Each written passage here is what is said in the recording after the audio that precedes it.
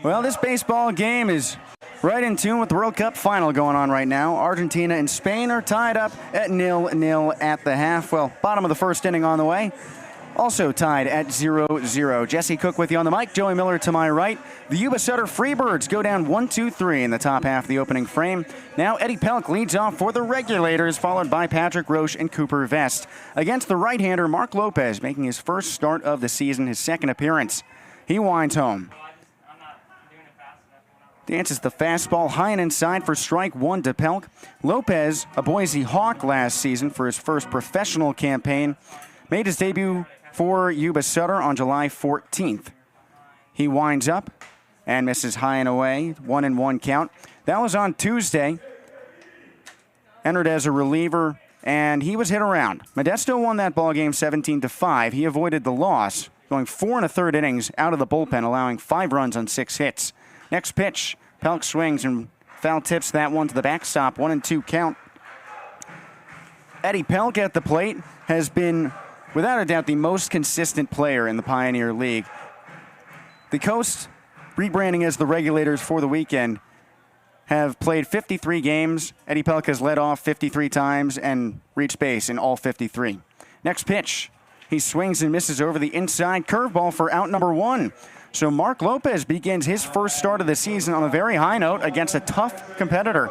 That brings up Patrick Roche. He left yesterday's game with an illness, but he's back a day later.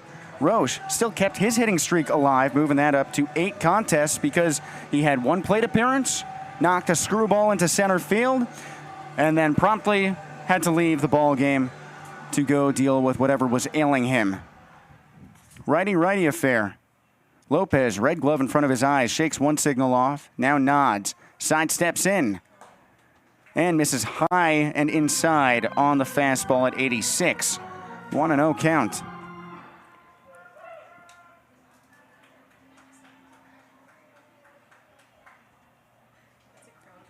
Lopez kicks up high again.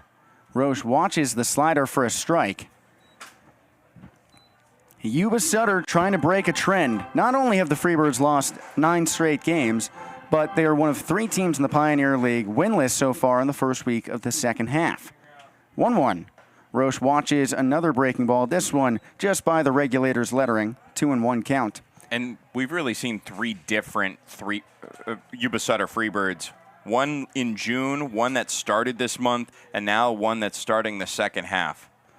Well, here they go in this first week of the second half. 2-1 pitch. Fastball misses low and away. And the Freebirds are tied up at 0-5 for the last spot in the second half standings with the Oakland Ballers and the Glacier Range Riders, 2 teams that really shined during the first half. Oakland still struggled in the middle of the pack, but they're the defending champions, and they went on a run at the end of the first half, but Long Beach swept them to begin this week. Out of the windup, tap foul to the third base side, and Roche moves the count to full with nobody on, 1 out in the bottom of the first inning. And I'll clarify what I mean by that with the Freebirds. The last stretch where the Freebirds played Long Beach, they won 3 of 6, and that was heading into the holiday weekend that started this month. But since then, they're winless. Yeah, that was their last win, that Wednesday game. Next pitch to Roche, he swings, rocks that one over the shortstop Devin Dixon into left field. And in back-to-back games, Patrick Roche has led off with a single. However, this time he's staying in the ball game. Cooper Vest takes a turn now. The left-handed bat, a BYU product, yesterday went 0 for 4, but he extended his on-base streak with an intentional walk his last time up. So he's reached in 23 straight games.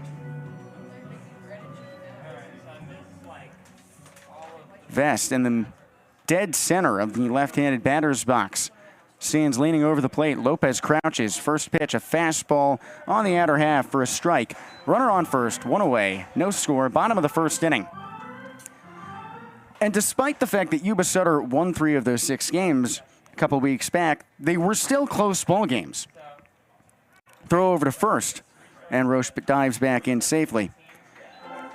I mean, heck, we've seen some close ball games in this series, or rather, just last night.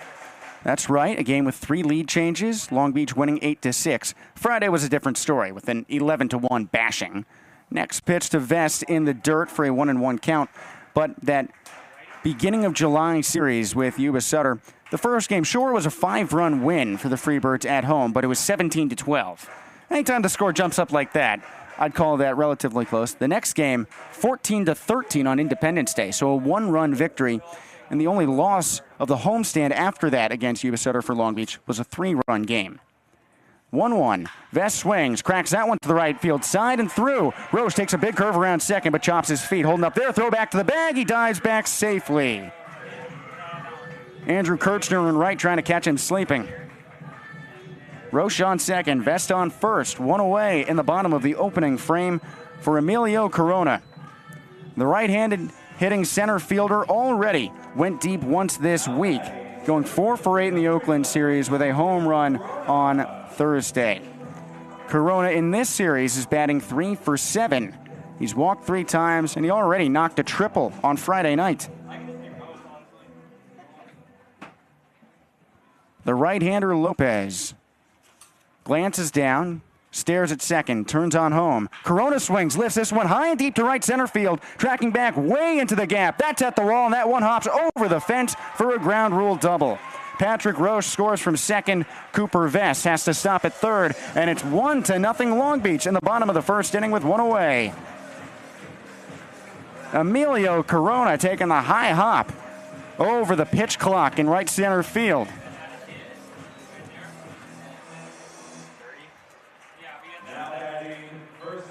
That moves him to 8 for 16 on the week, batting .500 over a 6-game span. What a trend for Emilio Corona, knocking his 15th double of the season as well. And not to mention, finally scoring in the first inning for the first time in the second half. Here's Cuba Best batting on the left side. First pitch, he swings, trying to continue that trend, but he pops it up over the backstop foul. And funny enough, the last time that they did score in the first half, or rather in the first inning, Matthew O'Brien was on the mound just a week ago.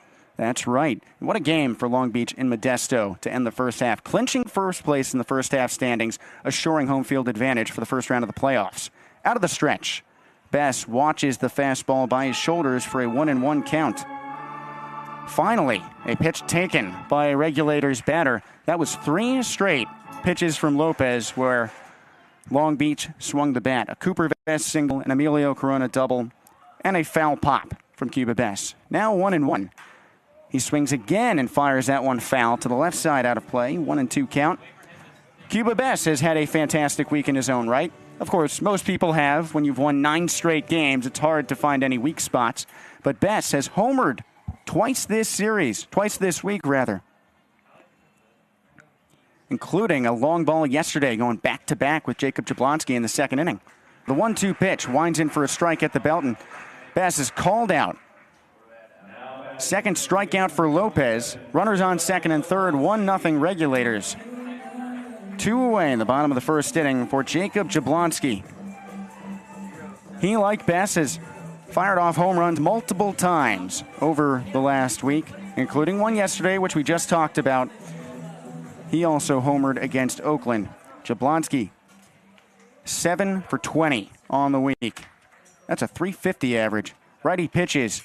And the left-handed hitting switch hitter takes the fastball high and away for a 1-0 count.